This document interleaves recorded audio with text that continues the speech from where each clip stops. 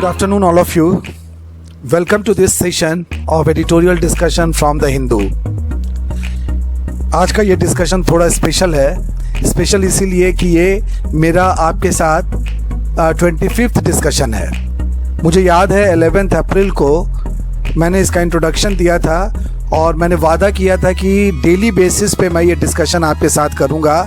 और मुझे खुशी है इस बात की कि अभी तक मैंने उस कमिटमेंट को पूरा किया है. So today is a mixed day that it brings some happiness to me for this 25th discussion, but at the same time कल विशाखापत्तनम में जो टॉक्सिक डिज़ास्टर हुआ उसी पर एडिटोरियल भी है आज का, वो थोड़ा दुखद भी है. But what to do, life is all about good and bad, happiness and sadness etcetera.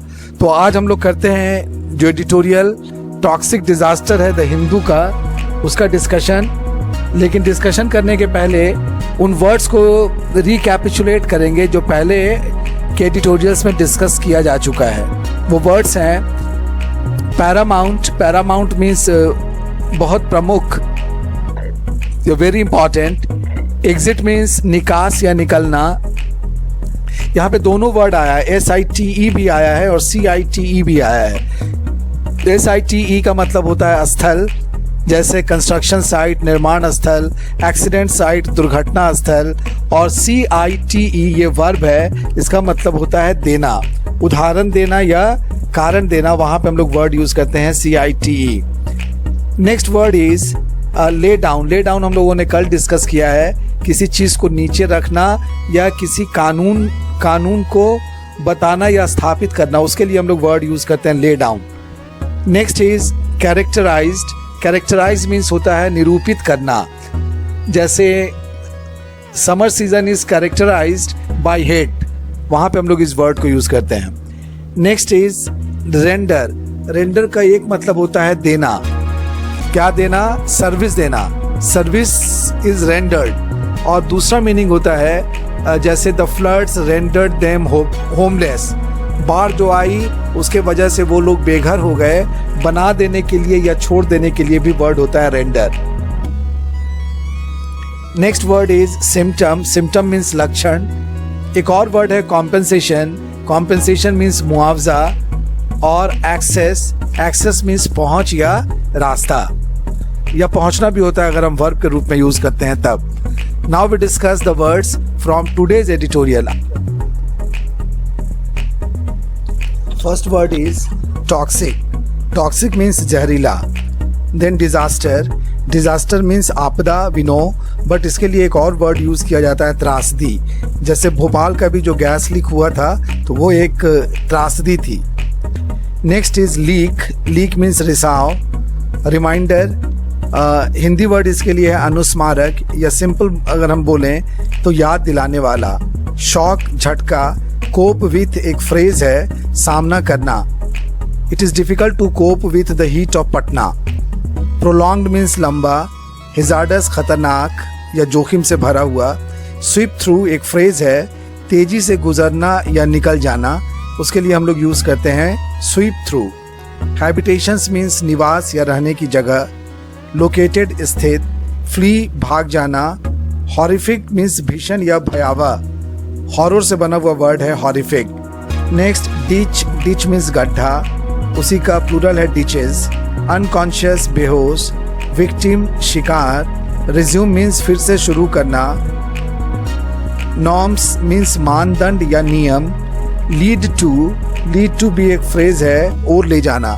जैसे this road leads to Patna university. ये रोड आपको किस ओर ले जाएगी? पटना यूनिवर्सिटी की तरफ ले जाएगी. वहाँ पे हम लोग इसको यूज़ करते हैं. एक्सप्लोसिव मीन्स विस्फोटक. रिजनेबल उचित. इसका प्राइस रिजनेबल है, उचित है. एज्यूम मीन्स मान लेना. सेफ्टी मैकेनिज्म सुरक्षा तंत्र. फॉल्टी मीन्स दोषपूर्ण. फॉल्ट मीन्स गलती होती है ना, उसी से बना हुआ एडजेक्टिव है फॉल्टी मीन्स दोषपूर्ण. फिर एक वर्ड है ओवरराइड, और उसी का यहाँ पे पास्ट पार्टिसिपल लिखा हुआ है ओवररिडन. ओवरराइड मीन्स होता है किसी ऑटोमेटिक मशीन को मैनुअली चलाना, किसी स्वचालित मशीन को स्वयं चलाना. नेक्स्ट अनस्किल्ड मीन्स अकुशल, स्किल्ड मीन्स कुशल, अनस्किल्ड मीन्स अकुशल। एस्पेक्ट मीन्स पहलू, प्रोब मीन्स जांच या जांच करना, फिक्स मीन्स निर्धारित करना, अकाउंटेबिलिटी मीन्स जवाबदेही, रिस्पॉन्सिबिलिटी जैसा ही वर्ड है अकाउंटेबिलिटी, मीनिंग देयर बाय जवाबदेही। फोकस का एक मीनिंग होता है नाउन के रूप में केंद्र, और वर्ब के रूप में यूज करते हैं तो ध्यान केंद्रित करना। नेक्स्ट इज ग्रीवसली, ग्रीवसली मीन्स गंभीर रूप से। क्रॉनिक, क्रॉनिक मीन्स पुराना या बहुत लंबा जो चीज चलता है उसके लिए, जैसे asthma is a chronic disease, उस तरह से हम लोग इसको यूज करते हैं। नेक्स्ट सब्सटेंस मीन्स पदार्थ, क्वालिटी गुणवत्ता, इंसिडेंट घटना, कॉन्सिक्वेंस परिणाम, एम्फेसिस मीन्स जोर या दबाव, उसके लिए हम लोग वर्ड यूज करते हैं एम्फेसिस। नेक्स्ट वेवर, एक वर्ड है verb, WAIVE, wave. Wave means होता है किसी चीज को माफ कर देना या छोड़ देना, उसी से है बना हुआ वर्ड है वेवर, झूठ। नेक्स्ट स्ट्रेंथन मीन्स मजबूत बनाना। ऑक्यूपेशन मीन्स पेशा या व्यवसाय, जैसे कुछ ऑक्यूपेशनल हैजार्ड होते हैं, पेशा या व्यवसाय से जुड़े हुए कुछ खतरे होते हैं, जोखिम होते हैं। ट्रांसपेरेंट मीन्स पारदर्शी, ओवरसाइट मीन्स निरीक्षण, इंडस्ट्रियल ग्रोथ औद्योगिक विकास। एडवांस का एक तो मीनिंग होता है अग्रिम, उसने मुझे इस जमीन के लिए एडवांस दिया, और दूसरा मीनिंग एडवांस का अगर वर्ब के जैसा यूज करते हैं तो इसका मतलब होता है आगे बढ़ना। Next is sustainable, sustainable means सतत, हमेशा जारी रहने वाली जो चीज होती है उसके लिए हम लोग वर्ड यूज करते हैं सस्टेनेबल। मीन्स ग्रोथ वैसा होना चाहिए जो सस्टेनेबल है, अगर आज ग्रोथ मिली है तो it should continue in future also. Next is eliminate, eliminate means खत्म करना या समाप्त करने के लिए वर्ड हम लोग यूज करते हैं eliminate. So these are the words from today's editorial toxic disaster. Now we discuss the editorial title toxic disaster, means जहरीली विपत्ति या आपदा। The disastrous leak of a toxic chemical that has killed several people and left hundreds sick near Visakhapatnam in Andhra Pradesh comes as a shock to a nation struggling to cope with a prolonged lockdown. Andhra Pradesh के विशाखापत्तनम के पास कल जो एक जहरीले रसायन का रिसाव हुआ, लीकेज हुआ, और जिसमें कई लोग मारे गए। अगर हिंदू का ही हेडलाइंस अगर हम देखें तो उसमें आज लिखा हुआ है कि 11 लोग मारे गए, कई लोग मारे गए और कई सौ लोग बीमार हो गए। ये एक ऐसी घटना है उस देश के लिए जो ऑलरेडी एक लंबे लॉकडाउन से संघर्ष कर रहा है। Residents of habitations around Gopalapatnam, close to the site where the LG Polymers plant is located, passed out as the hazardous styrene vapor swept through the area at night. एक LG Polymers company है, plant है गोपालापत्तनम के नज़दीक। विशाखापत्तनम के पास एक जगह है गोपालापत्तनम, और उसी से सटा हुआ LG पॉलीमर्स का प्लांट है, जहां से ये स्ट्रीन नाम के रसायन जो है उसका वाष्प निकला, उसका वेपर निकला और उस पूरे एरिया में तेजी से फैल गया। Several deaths took place as people tried to flee, कई लोग मर गए जब लोग भागने की कोशिश करने लगे उस बीच में। And the chemical rendered them unconscious, और उस केमिकल की वजह से लोग बेहोश होने लगे। There are horrific stories of people falling from buildings और into wells and ditches as they lost consciousness. बहुत सी कहानियां सुनने में ऐसी आ रही हैं कि लोग भागने के क्रम में बेहोश होकर कोई बिल्डिंग से कोई मकान से गिर गया, तो कोई कुएं में गिर गया या कोई गड्ढे में गिर गया। They have become the first victims of the exit from the lockdown when industrial units were allowed to resume their operations. और कल जो लोग मरे या जो लोग घायल हुए, उन्हें माना जा सकता है कि ये पहले शिकार हैं। लॉकडाउन से बाहर निकलने की जो हमारी कोशिश है उसके ये पहले शिकार हुए। जब औद्योगिक इकाइयों को अनुमति दी गई कि वो अपना काम शुरू कर सकते हैं दोबारा। Styrene, the chemical involved in the disaster-struck plant that produces polystyrene products, is included in the schedule of the Manufacture, Storage and Import of Hazardous Chemical Rules 1989। Styrene जो केमिकल कल के डिजास्टर में शामिल है, वह उसको रखा गया है। एक कानून है भारत में, कानून को हम लोग जानते हैं manufacture, storage and import of hazards chemical rules 1989। उसकी सूची में इस रसायन को रखा गया है क्योंकि ये रसायन जहरीला है और इसके लिए जो नियम है वो बहुत ही सख्त हैं। The rules lay down strict norms on how it should be handled and stored। इसको कैसे हैंडल किया जाना चाहिए इस केमिकल को, या इसको कैसे स्टोर किया जाना चाहिए, इसके बारे में जो नियम कानून बताए गए हैं 1989 के रूल्स में वो काफ़ी सख्त हैं। Although it will take an inquiry to establish what caused the incident, the company and the state government knew that the chemical was hazardous, characterized by poor stability under a variety of conditions that could even lead to explosive situations। अब कल के हादसे की वजह क्या थी ये तो जांच पड़ताल के बाद ही सामने आएगा, लेकिन कंपनी ये जानती थी, साथ ही साथ राज्य सरकार भी ये जानती थी कि यह केमिकल बहुत ख़तरनाक है और इसकी जो स्टेबिलिटी है, इसका जो अस्थायित्व है वो बहुत ही कम है और इसीलिए इसको स्टोर करने के लिए बहुत ही सावधानी की ज़रूरत है और नहीं तो ये विस्फोटक परिस्थितियां पैदा कर सकता है। It is also reasonable to assume that the safety mechanism built into the storage structures of something so hazardous was either faulty or allowed to be overridden। यह सोचना भी, यह मानना भी उचित ही होगा कि इतने खतरनाक केमिकल के स्टोरेज की जो व्यवस्था होगी, जो इसके लिए जो स्ट्रक्चर होगा वो या तो दोषपूर्ण होगा या इस सिस्टम को जो ऑटोमेटिक चलना चाहिए इसको लोगों ने मैनुअली चलाने की कोशिश की होगी। Was the reopening work at the factory left to unskilled people. और इससे यह सवाल उत्पन्न होता है कि क्या बंद पड़ी हुई जो लॉकडाउन के दौरान जो फैक्ट्री बंद पड़ी हुई थी उसको फिर से शुरू करने के समय क्या अकुशल लोगों का सहारा लिया गया, उनकी मदद ली गई। As some city officials have said, ऐसा शहर के कुछ अधिकारियों का कहना है। These aspects must be probed in the inquiry to fix accountability. ये जो पहलू हैं इनकी निश्चित रूप से जांच कराई जानी चाहिए इंक्वायरी में, ताकि उत्तरदायित्व या जवाबदेही तय की जा सके। ये था हमारा पहला paragraph. Now we come to the second paragraph। इसमें लिखता है The Andhra Pradesh government must focus immediately on the medical needs of those who have been grievously affected by the gas leak।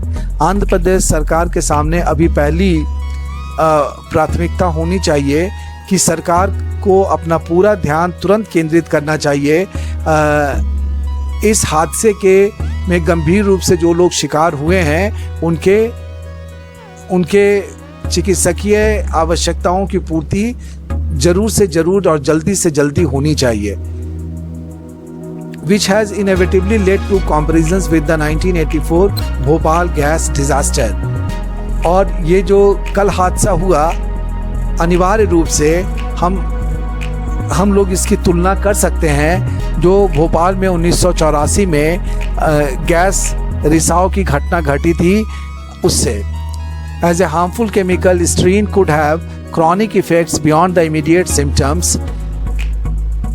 Harmful chemical होने के नाते styrene का जो असर है उसका जो लोगों पे जो प्रभाव पड़ा है वो तुरंत के लक्षण के अलावा इसका लंबा असर भी पड़ सकता है। ऐसा लिखा हुआ है इंटरनेशनल सेफ्टी लिटरेचर में।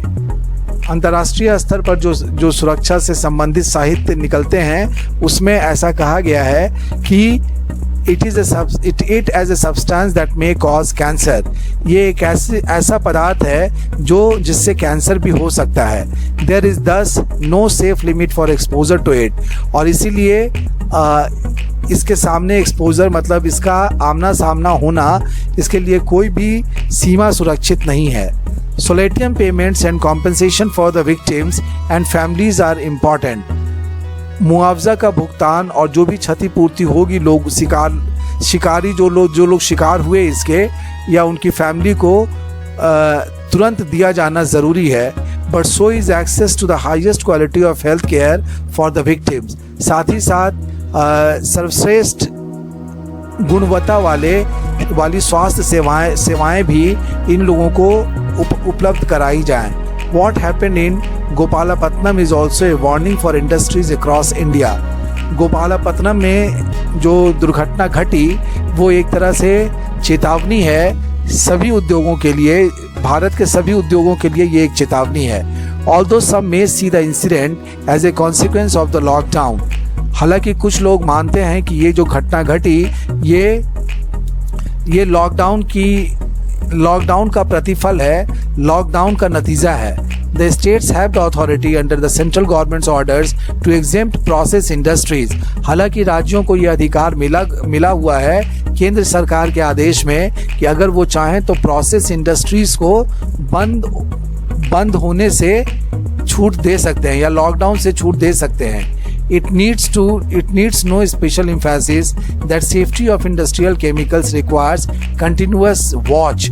इस बात पर जोर देकर कहने की ज़रूरत नहीं है कि औद्योगिक जो रसायन होते हैं, रासायनिक पदार्थ होते हैं, उनकी सुरक्षा बहुत ज़रूरी है और उन पर लगातार निगरानी भी ज़रूरी है.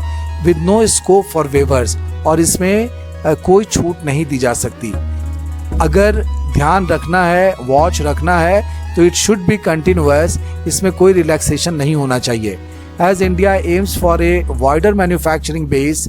भारत का जो लक्ष्य है कि ज़्यादा से ज़्यादा उद्योगों की स्थापना की जाए, उत्पादन का अपना जो बेस है भारत का उसको और भी विस्तृत बनाया जाए और भी बढ़ाया जाए, तो भारत को आवश्यकता इस बात की है कि इसको लोगों के और पेशों से संबंधित जो जोखिम हैं, जो खतरे हैं, उससे बचाव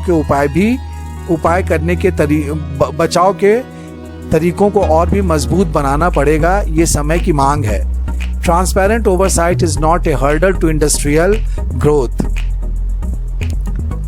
अगर निगरानी, यहाँ पे एक वर्ड है ओवरसाइट मीन्स होता है निगरानी या सुपरविजन. पारदर्शी निगरानी वो कहीं भी औद्योगिक विकास में बाधा नहीं है. It advances sustainable development bye eliminating terrible mistakes. इस तरह की जो निगरानी होती है वो निरंतर चलते रहने वाले विकास को संबल देती है, मजबूती प्रदान करती है. क्योंकि इन खतरनाक गलतियों को एलिमिनेट करते हुए, जब गलतियां नहीं होंगी तो हमारा जो डेवलपमेंट होगा उसमें बाधाएं नहीं आएंगी, उसमें दुर्घटनाएं नहीं होंगी और हमारा जो विकास होगा वो सतत होगा, सस्टेनेबल होगा और निरंतर चलता रहने वाला होगा. ये था आज का एडिटोरियल टॉक्सिक डिजास्टर, जिसमें कल विशाखापत्तनम के पास हुए गैस लीक ट्रेजेडी से रिलेटेड इन्फॉर्मेशन था.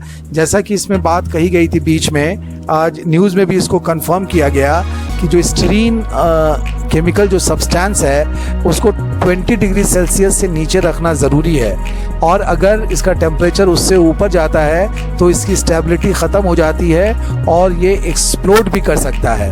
तो वैसे ही कुछ हुआ होगा. वहाँ का जो रेफ्रिजरेशन सिस्टम था स्टोरेज का, उसमें कुछ टेक्निकल ग्लिच आई जिसकी वजह से ये डिज़ास्टर हुआ. ऐसा अभी कुछ देर पहले मैंने न्यूज़ में देखा. So this was the editorial which appeared in today's The Hindu. Now it's time to discuss the questions from yesterday's editorial back home. कल का एडिटोरियल फिर से आपके सामने स्क्रीन पे है और जिसमें क्वेश्चन नंबर 1 था, What are the two main factors compelling expatriates to return India? कौन से दो महत्वपूर्ण फैक्टर्स ऐसे थे जो प्रवासियों को भारत लौटने पे मजबूर कर रहे हैं? तो इसका आंसर इस एडिटोरियल के लास्ट में लिखा हुआ है, increase in Indian expatriates needing to return given the drop in oil prices in West Asia. एक बहुत इंपॉर्टेंट फैक्टर है, बहुत से लोग खाड़ी के देशों में रहते हैं वेस्ट एशिया में, तो वहाँ पे तेल का दाम बहुत नीचे जाने की वजह से लोगों को नौकरियों से निकाला जा रहा है और वो लोग उस देश को छोड़ने पे मजबूर हैं। और साथ ही साथ दूसरा फैक्टर है, अगर ओवरऑल हम देखें दुनिया के हर हिस्सों की बात अगर करें तो पूरी दुनिया में जो आर्थिक मंदी है वो दूसरा महत्वपूर्ण कारण है उन लोगों के भारत लौटने के पीछे। तो ये था आंसर क्वेश्चन नंबर 1 का। Then we discuss question number 2, why the returnees must be thankful to Indian diplomats and the crews of aircrafts and ships besides the government of India। जो भारत लौटने वाले लोग हैं उनके बारे में कहा जा रहा है कि उन्हें भारत सरकार के साथ साथ भारतीय राजनयिकों और साथ ही साथ हवाई जहाज या समुद्री जहाज़ों के जो चालक दल हैं उनके प्रति भी कृतज्ञ होना चाहिए। क्यों? तो इसका आंसर यहाँ पे दिया हुआ है पैराग्राफ 2 के सेकंड लाइन में, आपके लिए अंडरलाइन भी किया गया है। Indian diplomats who have helped keep them informed, organized food and shelter, and also to airline and naval crews who will carry out these operations despite the risks of infection। भारतीय राजनयिकों को के प्रति कृतज्ञ होने की बात यह है कि उन लोगों ने इन प्रवासियों के साथ लगातार संपर्क बनाए रखा, इन्हें इन सूचनाएं देते रहे, साथ ही साथ इनके खाने और रहने का इंतज़ाम इन लोगों ने किया और इन लोगों को चालक दल, वायुयान और समुद्री जहाज़ों के चालक दल के प्रति भी कृतज्ञ होना चाहिए। क्यों? क्योंकि वे लोग संक्रमण के जोखिम का जरा सा भी ख्याल ना करते हुए इन लोगों को देश वापस लौटा कर लाने में मदद कर रहे हैं। तो ये था आंसर क्वेश्चन नंबर 2 का। Now we come to question 3. Which classes of expatriates will be given priority in the first phase? प्रथम चरण में प्रवासियों को जो भारत लाने का प्रथम चरण है उनमें किस वर्ग के लोगों को तरजीह दी जाएगी, प्राथमिकता दी जाएगी? इसका आंसर यहाँ पे लिखा हुआ है, people whose visas are expiring, वैसे लोग जिनका वीज़ा ख़त्म हो रहा है या जो लोग डिपोर्टेशन फेस कर रहे हैं या जिनके फैमिली में कुछ इमरजेंसी है, कोई मेडिकल इश्यूज़ है, जैसे उसमें प्रेगनेंसी भी शामिल है, ऐसे लोगों को, और साथ ही साथ वैसे स्टूडेंट्स को भी जिनके रहने की व्यवस्था वहाँ पे गड़बड़ा गई है या ख़त्म हो गई है। So this is the answer to question number 3। Then we come to question 4, why this exercise of repatriation has been termed as mammoth। Mammoth word का मैंने जिक्र किया था, मीनिंग भी बताई थी। मैमॉथ का मतलब होता है बड़े आकार का। तो ये जो ऑपरेशन रिपैट्रिएशन वाला गवर्नमेंट ऑफ इंडिया अंडरटेक करने जा रही है वो एक मैमॉथ एक्सरसाइज होगा। ये कैसे कहा जा सकता है? तो इसका आंसर यहाँ पर देखने को मिलेगा, with estimates of applicants ranging between 5 lakh to 10 lakh. प्रवासी भारतीयों को भारत आने के लिए जो आवेदन करना पड़ रहा है, उम्मीद है कि ऐसे आवेदकों की संख्या 5 लाख से 10 लाख के बीच होगी और उनको वहाँ से भारत लाना, फिर भारत में उन्हें क्वारंटाइन करना, ये एक बड़ा एक्सरसाइज होने वाला है और इसीलिए इसको मैमॉथ टर्म दिया गया है। तो ये था आंसर क्वेश्चन नंबर 4 का। Now we come to the last question, question number 5। What made the situation more difficult to handle for the Indian diplomats and staff working in embassies? भारतीय दूतावासों में काम कर रहे जो भारतीय राजनयिक थे या जो स्टाफ मेंबर वहाँ पर हैं, उनके लिए स्थिति बहुत मुश्किल थी। और इसका कारण क्या, लोगों को हैंडल करना वहाँ पे विदेशों में, इसका कारण क्या था ये यहाँ पे लिखा हुआ है, India's stringent lockdown and government's decision not to allow its own nationals to return। दो परिस्थितियां थी, एक तो भारत में लॉकडाउन चल रहा है, बहुत ही स्ट्रिक्ट किस्म का, बहुत ही सख्त किस्म का लॉकडाउन, वो एक बड़ी चुनौती है। साथ ही साथ भारत सरकार ने मना कर रखा था अपने ही देश के लोगों को जो विदेशों में फंसे हुए थे कि उनको किसी भी हालत में भी भारत ना लाया जाए। तो ऐसी स्थिति में, ऐसे दुर्लभ स्थिति में लोगों को संभाल कर रखना, उनको ठीक तरीके से हैंडल करना एक बड़ी चुनौती है। और उस पर स्थिति ये थी कि इसी दौरान जबकि भारतीय प्रवासी जो भारत आने के लिए व्याकुल थे, उसी अवधि में 60,000 विदेशी नागरिक जो थे वो हवाई जहाज़ों से उड़कर अपने अपने देश को जा चुके थे। उनकी सरकारों ने उन्हें अपने यहाँ वापस बुला लिया था, जबकि भारत सरकार ने ऐसा करने से रोक दिया था अपने लोगों को, भारतीयों को। तो ये एक विषम परिस्थिति थी जो भी एम्बेसी में जो लोग थे उनके लिए, कि कैसे इन लोगों को समझाया जाए, कैसे इन लोगों को दिलासा दिया जाए कि थोड़ा इंतज़ार कीजिए और कुछ समय के बाद हम लोग भी आपको वापस ले जाने की व्यवस्था करेंगे। तो ये एक बड़ी चुनौती थी निश्चित रूप से। तो ये था आज के सेशन का डिस्कशन। आज का जो एडिटोरियल है टॉक्सिक डिज़ास्टर, उससे रिलेटेड फिर 5 क्वेश्चंस आपको दिए जाएंगे। आप कॉम्प्रहेंशन पर अगर मास्टर करना चाहते हैं तो इन क्वेश्चंस को ज़रूर करके रखिएगा। कल एक नए एडिटोरियल और इन क्वेश्चंस के आंसर्स के साथ हम आपसे फिर मिलेंगे। तब तक के लिए good bye, take care and stay healthy. Thank you.